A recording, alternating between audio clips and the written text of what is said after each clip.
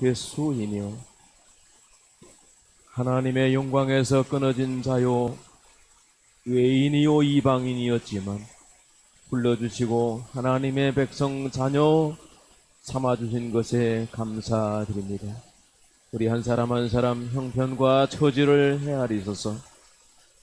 오늘 이 안식의 날에 아버지 앞에 모인 저희 모두의 영혼이 평안하게 하여 주시고 우리가 할 수 없는 모든 영역에 하나님의 강하신 손과 놀라운 지혜로서 새롭게 하시고 변화되게 하시고 놀라운 이적과 기사들을 베풀어 주시옵소서.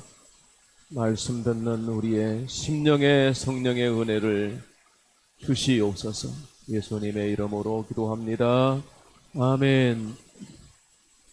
우리 교회 전광판 공사를 하면서 제가 전광판 상단에 글씨를 한 줄 적었는데 최우측에 있는 영어 글씨는 창세기 1장 1절이라는 뜻이고요.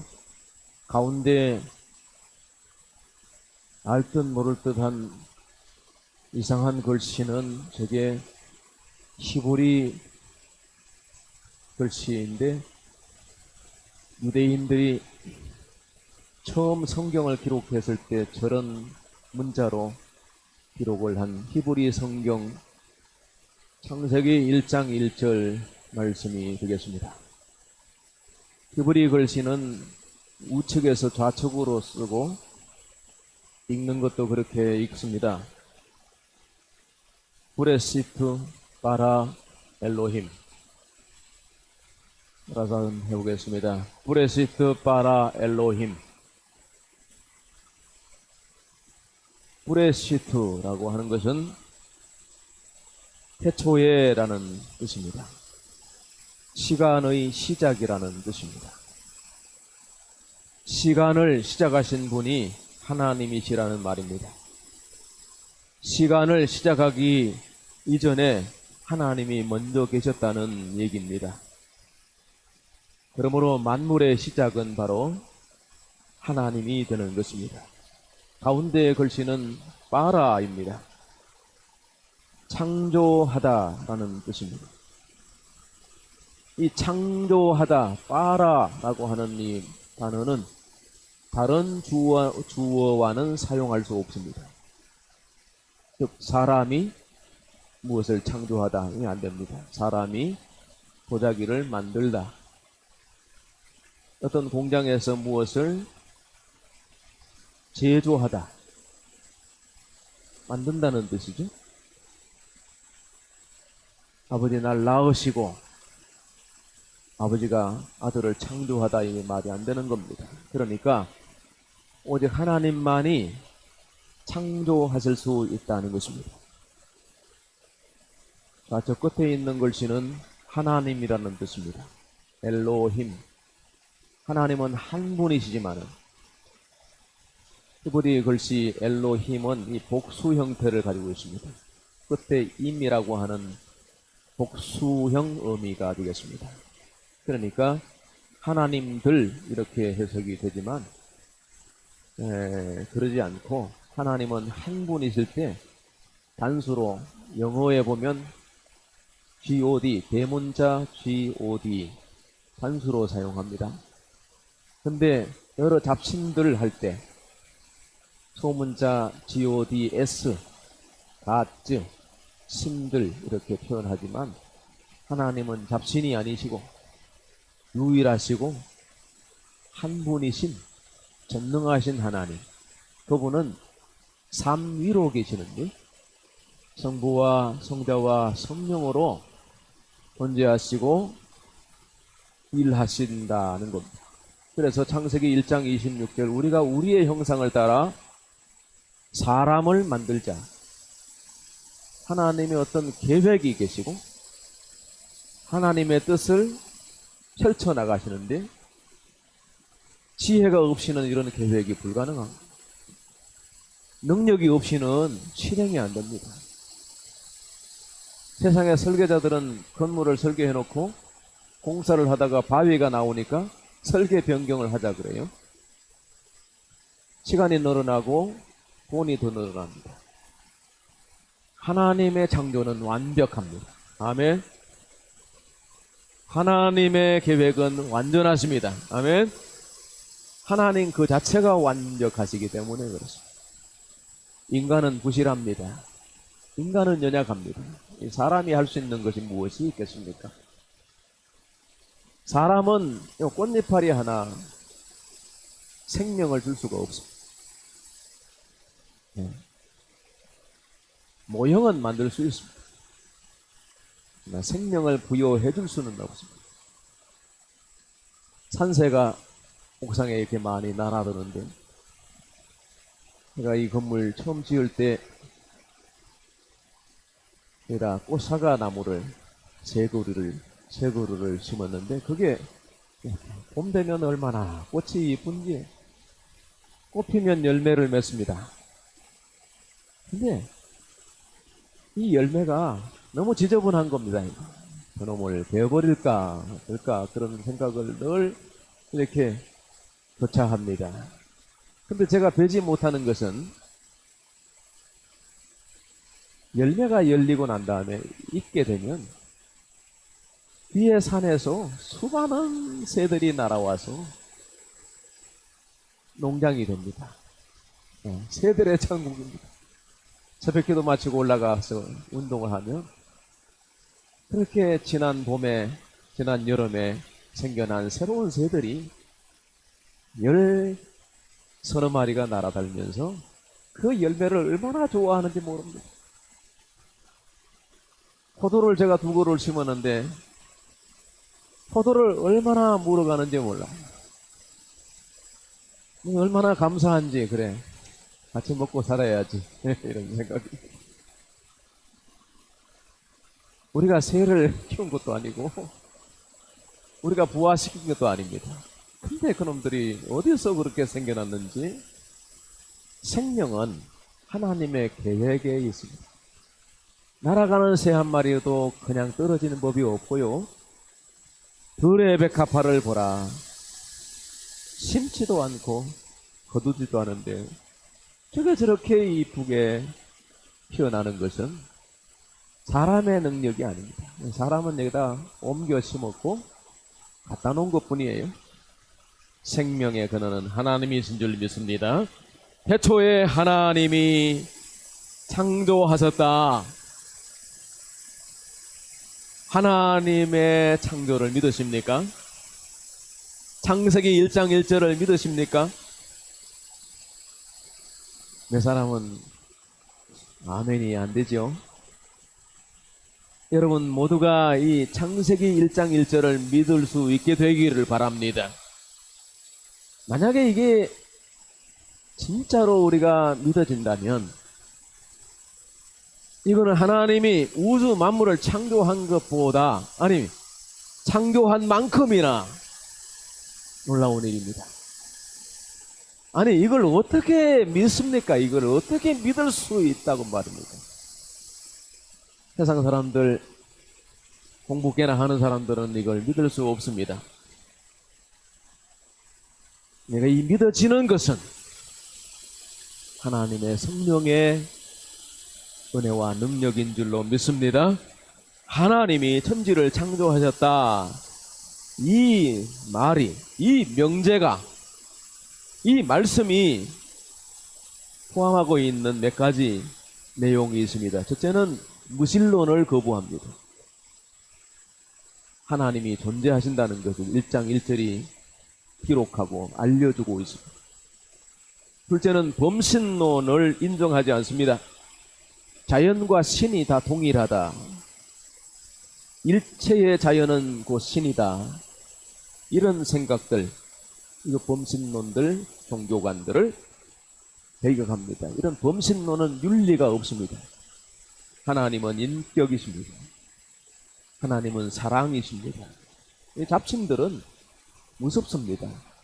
신들이 없거니와 마귀가 가장한 것들이 그런 잡신들이겠지만요, 두려움을 조장합니다. 아무런 인격이 없습니다. 그래서 신화나 로마의 신화를 비롯해서 이 무당들이 깃발 꽂아놓고 하는 모든 잡신들이 마귀를 가장한 것이죠. 윤리가 없는 겁니다. 그 다음에 세 번째는 유물론을 배격합니다. 유물론이라고 하는 것은 우주 만물의 근본 실제가 물질이라고 보는 것입니다. 그래서 모든 것이 물질에서 나왔다. 인간의 정신도 고도로 조직화된 물질이라고 보는 것입니다. 그러나 물질은 물질이고 인간의 정신은 정신인 것이고 짐승의 혼도 하나님이 주신 것이지 그게 우연히 발생하고 어떤 집단 사고를 같이 하고 이게 불가능한 것입니다. 물질은 그렇게 우연히 매치가 되지 않습니다. 물론 환경에 적응할 수는 있어요. 그러나 그것이 한 목적적으로 발전하고 진화를 거듭해서 아메바가 무슨 유인원 원숭이가 되고 그 원숭이가 발전해서 사람 되고 이거 다 창세기 1장 1절 인정하지 않기 때문에 생겨난 이 오해인 것입니다. 하나님의 존재를 인정하지 않는 까닭인 것입니다. 이 창세기 1장 1절이 도저히 믿어지지 않는 어떤 학생이 수업 끝나고 교목실로 목사님을 찾아가서 물었습니다. 목사님, 태초에 하나님이 천지를 창조하셨다고 했잖아요. 그럼 그렇지. 하나님 창조하셨죠. 그러면 하나님이 천지를 창조하시기 전에는 그 하나님이 뭘 하고 계셨습니까? 이렇게 직구전 질문을 했단 말입니다. 목사님 대답이 재미있습니다. 너같이 하나님을 믿지 않고 하나님의 창조를 믿지 않고 교묘한 질문을 하는 놈을 위해서 지옥을 만들고 계셨다네. 그랬다는 것. 하나님은 분명히 지금도 실제하시고 태초에도 계시고 태초 이전에도 하나님은 존재하셨다는 사실을 믿으시기 바랍니다. 또 한 가지는 무로부터 창조입니다. 창조 이전에는 아무것도 없었던 거예요. 땅이 공허하고 흑암이 깊음 위에 있고 하나님의 영은 수면 위에 운행하십니다. 창세기 1장 2절에는 그 다음 구절은 그렇게 되어 있거든요. 창조 이전에는 하나님만 계셨다는 것입니다. 그 하나님이 계획을 가지시고 창조하셨다. 그 하나님이 만물을 창조하신 목적과 이유가 무엇입니까? 단 한 가지입니다. 하나님의 영광을 위하여, 하나님의 기쁨을 위하여 천지와 만물을 창조하셨습니다. 믿으십니까? 공중에 나는 새 한 마리나 들판에 이름 모를 들꽃 한 송이에 이르기까지 우연히 존재하는 것은 없습니다. 하나님의 완전하신 계획인 것입니다.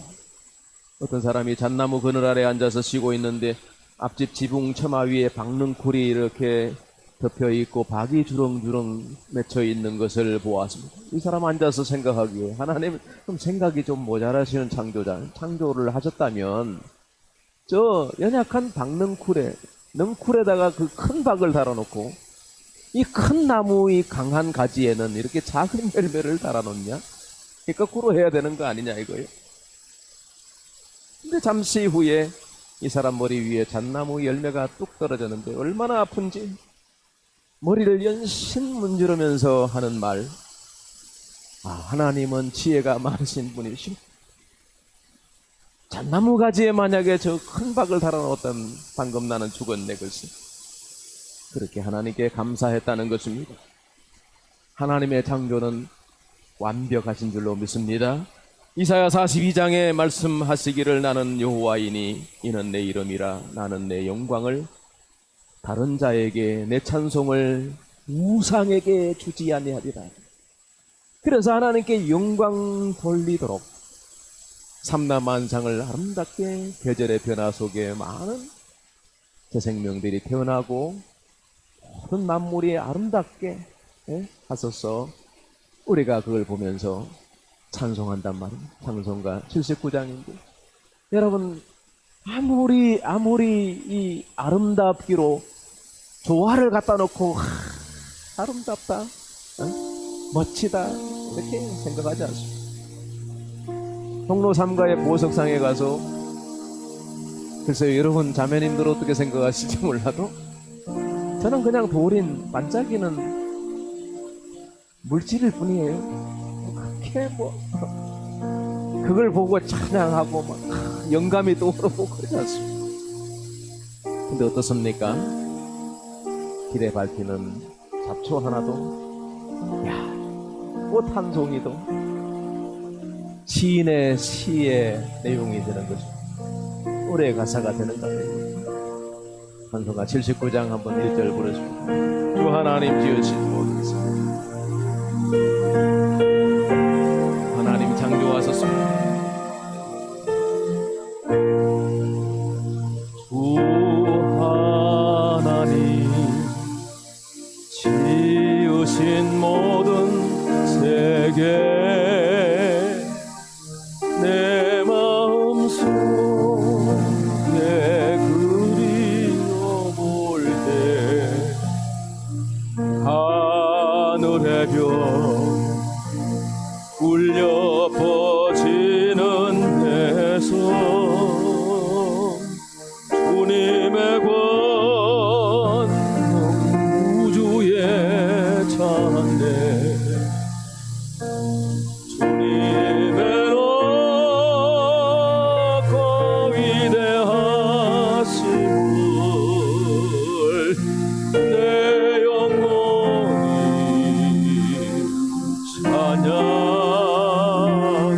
찬양하네 주님의 높고 위대하심을 내 영혼이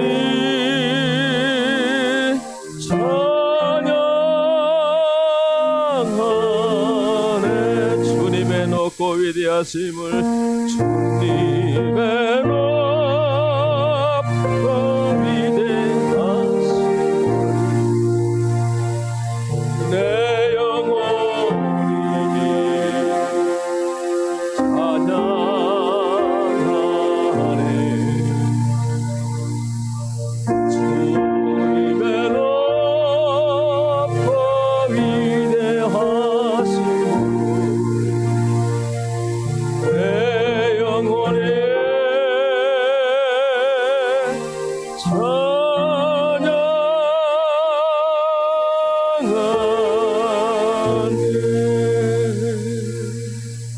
어떻습니까? 이 말씀을 읽고 듣고 마음에 새기면 은혜가 배가 되고 수십 배가 되는 찬송의 힘이 있죠. 아멘. 말씀을 읽고 듣고 묵상하고 마음에 새겨서 기도하면 기도에 힘이 있는 겁니다. 혼자 성경 읽고 이제 찬송 그렇게 터져 나오지 않거든요. 공동체의 힘이고 성령의 능력이에요. 그래서 말씀이 중요하다는 겁니다. 창조하신 그 하나님이 누구냐? 오늘 요한복음 1장 1절에 보니까 이 말씀은 곧 뭐요? 하나님이십니다. 요한복음 1장 1절 한번 읽어보실까요? 화면에 있죠? 태초에 말씀이 계시니라. 이 말씀이 하나님과 함께 계셨으니 이 말씀은 곧 하나님이시니라. 하나님은 말씀하신다. 하나님은 말씀이시라. 말씀이시라. 창세기 1장의 창조를 보면 하나님이 이르시되 이렇게 나옵니다. 7번 그 나오는데요. 예전 성경은 하나님이 가라사대 이렇게 되어 있습니다. 봐봐. 히브리어로 봐봐. 하나님이 말씀하셨다. 하나님이 말씀하시니 빛이 있으라 하심에 빛이 있었고 하나님이 말씀하시니 궁창이 생겼고 하나님이 말씀하시니 땅과 바다가 생겼다. 모든 만물이 하나님의 말씀으로 지어졌다.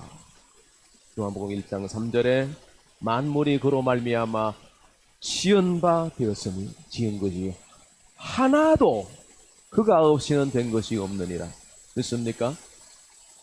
하나님의 창조이십니다. 말씀으로 창조하셨습니다. 하나님의 말씀은 세 가지 형태로 우리에게 나타나는데, 첫째 기록된 말씀, 둘째 계시된 말씀, 셋째 선포되는 말씀입니다. 성경에 명확하게 기록되어 있습니다. 예수 그리스도로 이 땅에 나타났습니다. 이것이 계시입니다. 그리스도의 교회에서 강단을 통해서 선포하십니다. 근데 이 말씀이 어떻게 하나님의 말씀이 될 수 있습니까? 단순히 성경에 기록되어 있다고 해서 하나님의 말씀인 것은 아닙니다. 말씀이 되는 것은 아닙니다. 이 기록된 말씀을 로고스라고, 요한복음 1장에 나오는 이 말씀을 헬라어로 보면 로고스라고 되어 있습니다. 이건 그냥 활자라 이렇게 물론 이제 신학적으로는 좀 복잡하지만요, 로고스는 그리스도인 것입니다만은, 어떤 사람에게는 성경은 단순히 책이고 이 책에 기록된 활자에 불과합니다. 그 활자가 내 눈으로 보거나 누군가 거기에 적혀져 있는 구절을 설교하거나 설명해 줌으로써 그 말씀이 믿어지게 되고 그 말씀이 내 마음에 꽂히게 된다면 이 말씀이 바로 하나님의 말씀이 되는 것입니다. 이럴 때 우리는 이 말씀을 갖다가 레마라고 하는 것입니다.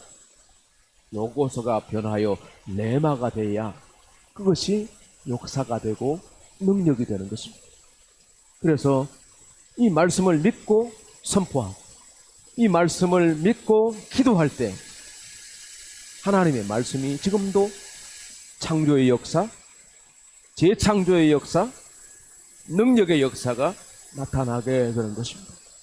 여러분, 하나님의 말씀을 말씀으로 믿고 마음에 새겨서 기적의 두역이 되시기를 축원합니다. 1816년 저같이 언젠가 교보에다가 썼습니다마는 1816년 이 땅에 최초로 성경이 전해졌습니다. 그 땅이 바로 충청도 보령 앞바다 보령 근처에 서천이라는 곳인데요. 서천에 성경전래 기념관이 세워져 있습니다. 4층짜리 건물에 2층, 3층 이라고 보면 기념관에 그게 킹 제임스 1611년 킹 제임스 영어 성경이 3억짜리 성경이 이렇게 전시되어 있습니다. 자, 그런데 그게 200여 년 전에 1816년 조선 후기에 청나라에 이렇게 들어왔던 영국 그 이양선이 한 척이 청나라 갔다가 서해에 이렇게 와서 서천 앞바다에 이렇게 정박을 하게 된 겁니다. 그래서 현감과 거기에 또 수군첨사 조대복 이 두 사람이 뗏목을 타고 가가지고 서양 이양선에 이제 올라갔는데 그게 맥스웰 대령 선장이 이게 조선 말이 안 되니까 이렇게 바디랭귀지를 하고 이게 그분들이 또 육지로 왔다가 배로 왔다가 이제 교제를 했습니다.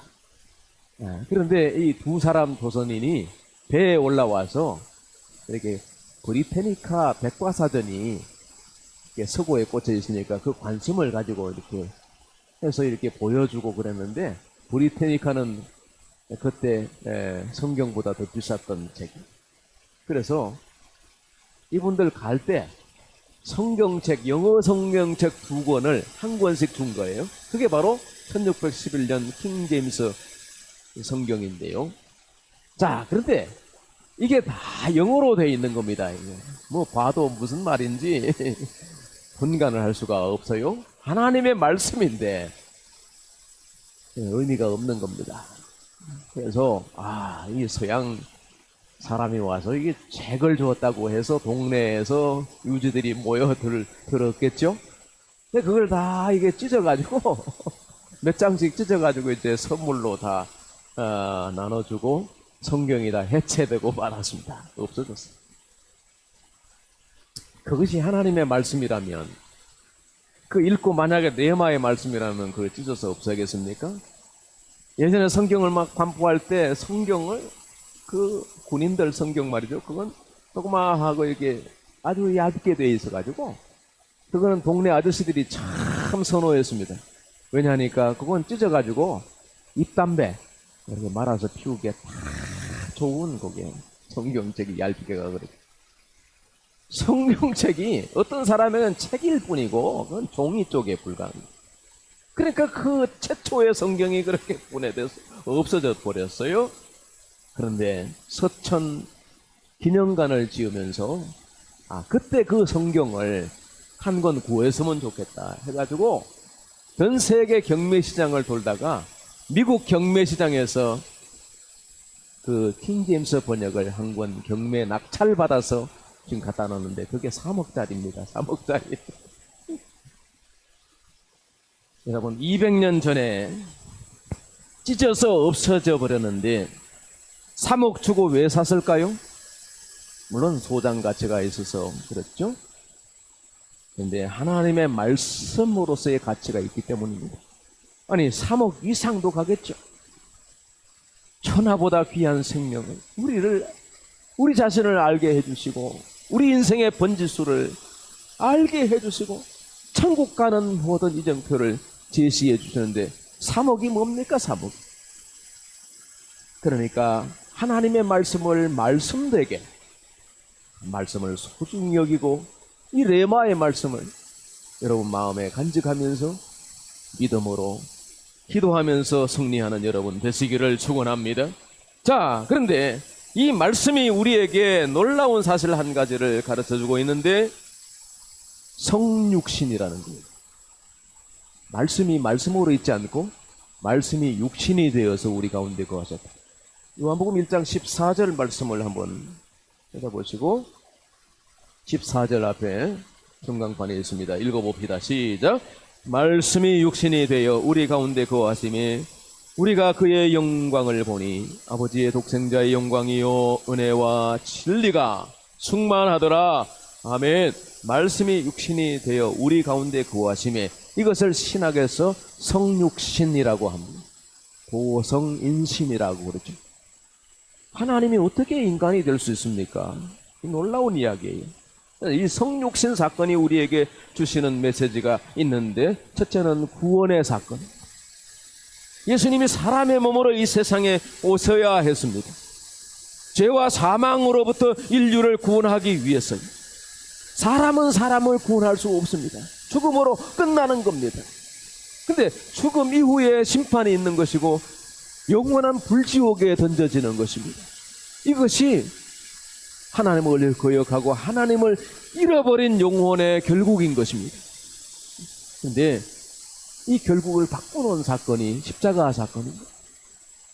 죄와 사망 가운데 있는 우리를 구원하시기 위해서 하나님 그분이 인간의 몸을 입고 이 땅에 오셨다는 것입니다. 그런데 이 그 하나님은 죄가 없으신 분이죠. 죄인은 죄인을 구할 수 없습니다. 소경이 소경을 인도할 수 없듯이 죄 없는 그분이 죄를 대속해 주셔야 우리가 깨끗해질 수 있는 것입니다. 그래서 요한복음 1장 29절에 세례 요한은 선포하기를 보라 세상 죄를 치고 가는 하나님의 어린 양이로다. 하나님의 어린 양이 십자가에 달려 죽으신 사건. 이로 말미암아 죄와 사망 가운데 있는 우리가 구원을 받은 것입니다. 할렐루야. 믿습니까? 예수님은 죄가 없다는 사실 빌라도 재판에서 분명히 선포되었습니다. 빌라도가 뭐라고 판결을 내렸습니까? 나는 그에게서 아무런 죄도 찾지 못하였노라. 죄 없다는 선언인 것입니다. 그러나 성경을 보면 모든 사람은 다 죄를 범하였으며 하나님의 영광에 이르지 못하였네.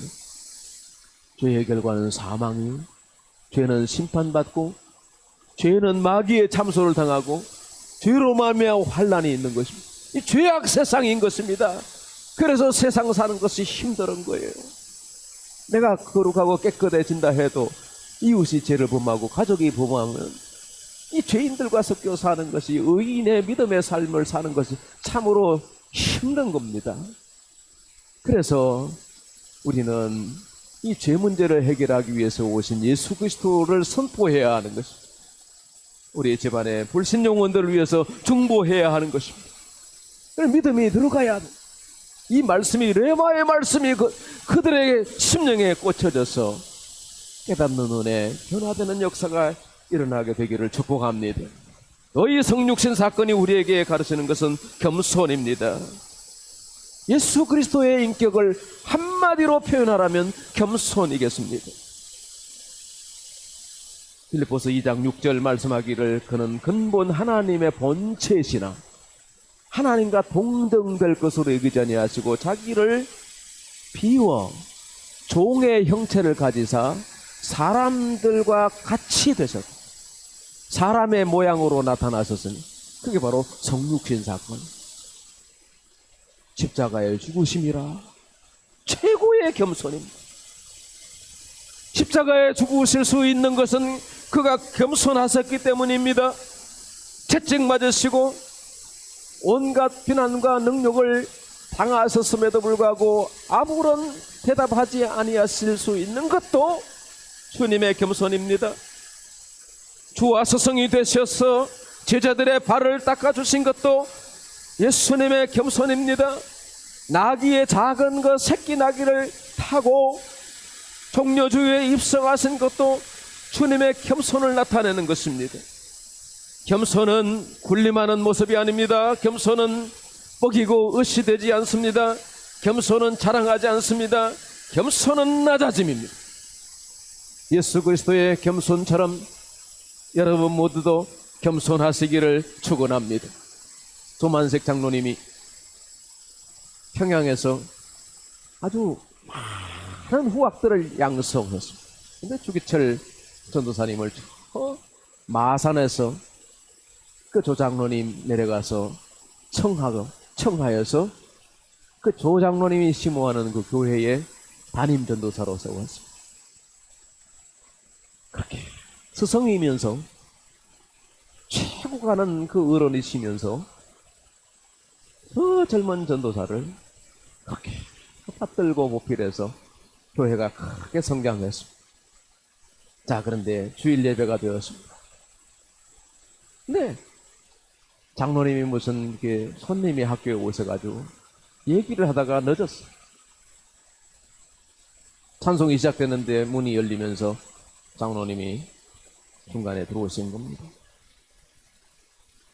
주기철 전도사님이 앞에서 예배를 인도하다가 장로님 그 자리에 서십시오. 서서 예배 드리세요. 야, 그 주기철 전도사님인가요? 그분도 참 대단하지만 그러니까 그 선교자가 될 수 있는 도장로님이 그 자리에 서서 설교 끝날 때까지 서서 예배를 드렸습니다. 오늘 이 시대에 우리 한국교회 다른 한국이겠지만요, 그런 사태가 나면요 난리가 날 겁니다. 그러나 설교 끝나고 장로님 앉으셔서 기도하십시오. 설교 끝나고 기도하신 일화가 있습니다. 겸손입니다. 겸손하면 하나님이 은혜를 베풀어 주시는 것입니다. 존귀를 주시는 것입니다. 교만한 자에게 하나님은 징계하시고 심판하시는 겁니다. 사울이 겸손하여서 왕을 세웠습니다. 교만하여서 버림받습니다. 그리스도의 겸손처럼 우리가 겸손으로 무장해야 됩니다. 겸손하면 복을 받아요. 미국 어느 도시의 신학교의 한 실업가가 찾아왔습니다. 학교 건물 벽면에서 페인트 칠을 하고 있는 한 남자에게 물었습니다. 학장님을 뵈려고 왔는데 학장실이 어디에 있습니까? 그 남자 말하기를 약속은 하고 오셨습니까? 아닙니다. 그냥 지나가는 길에 들렀습니다. 학교가 어렵다는 얘기를 듣고 들렀습니다. 이 남자는 저쪽 한쪽 건물을 가르치면서 저기 학장실인데 학장님은 정오께나 들어오실 겁니다. 나갔다가 다시 정오에 다시 들어왔는데 학장실을 방문했더니 웬일입니까? 아까 그 페인트 칠하는 남자가 학장이요. 몇 발에 노신사가 옷을 갈아입고 앉아 있습니다.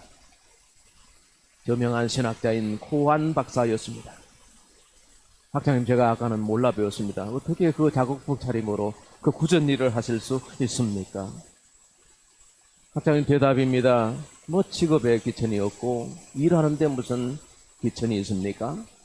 하나님이 저를 이 학교로 보내실 때 너는 경건한 사역자들을 많이 양육하고 배출해라, 이 사명을 주셨는데 재정을 넉넉하게 주시지는 않았습니다. 그래요. 학교의 재정이 어떻습니까? 얼마나 부족합니까? 그 부족한 재정을 그 실업가가 다 채웁니다. 겸손에 감동을 받은 겁니다. 겸손하면 복 받습니다. 교만하면, 마음이 높아지면 관계도 힘들어집니다. 항상 자기를 낮추고 남을 높이면서 사람을 세워나가면 여러분의 주변에 친구가, 이웃이, 좋은 이웃이 그치지 아니할 겁니다. 하나님이 은혜를 놀랍게 부어주실 줄 믿습니다. 마지막 한 가지는 이 성육신은 우리에게 화평의 메시지를 줍니다. 에베소 2장 14절, 그는 우리의 화평의 신지라 둘로 하나를 만드사 원수된 것 곧 중간에 막힌 담을 자기 육체로 허셨다 그랬습니다. 예수님은 화평케 하는 자였습니다. 죄인된 우리와 거룩하신 하나님 사이에 십자가로 다리를 놓으셨습니다. 의의 중매인이 되셨습니다. 그래서 마태복음 5장의 8복의 말씀에 보면 화평하게 하는 자는 복이 있나니 그들이 하나님의 아들이라 일컬음을 받을 것임이라 했습니다. 사랑하는 성도 여러분, 성육신하신 예수 그리스도를 묵상하면서 예수님처럼 겸손하십시다. 예수님의 구원을 전파하십시다. 이런 분이 세상에 어디 있습니까? 하나님이 인간이 되신 이 사건, 십자가의 죽으심은 우리를 구원하기 위하심이요 온 인류를 구원하기 위하십니다. 여러분의 불신 가족들을 구원하기 위해서 2000년에 십자가에 오신 이 사건이 현재의 사건이 되고, 이 복음을 듣는 여러분의 심령의 레마의 말씀이 되어지고, 여러분을 통해서 또 다른 가족들이 구원을 받으며 여러분은 하나님과 그 사람들 사이에 화평의 도구가 되시기를 주님의 이름으로 축원합니다. 하나님 아버지, 이 말씀을 주심을 감사합니다. 말씀을 듣고 우리 마음에